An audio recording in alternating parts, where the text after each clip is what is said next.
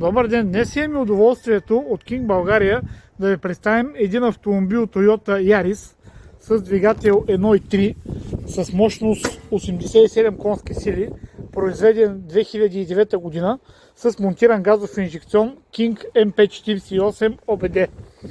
Изпарителът, който монтирахме, е Tomasetto Nordic.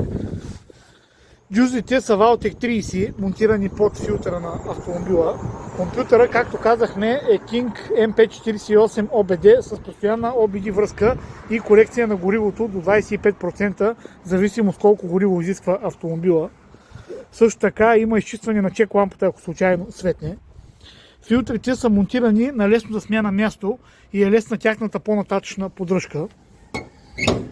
Копченцето по избор на клиента се намира в купето на автомобила на удобно за виждане място с показания на нивото на него. Зарядното, пак по избор на клиента, е монтирано долу на бронята. Бутилката се намира на място на резервната гума и е с общ обем 31 литра, чисто събира 24 литра газ.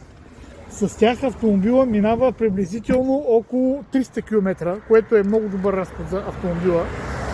Цената на системата е 1480 лева и се изплаща за около 15 000 км. Автомобилната газова уредба е монтирана в King България, село Ведрали.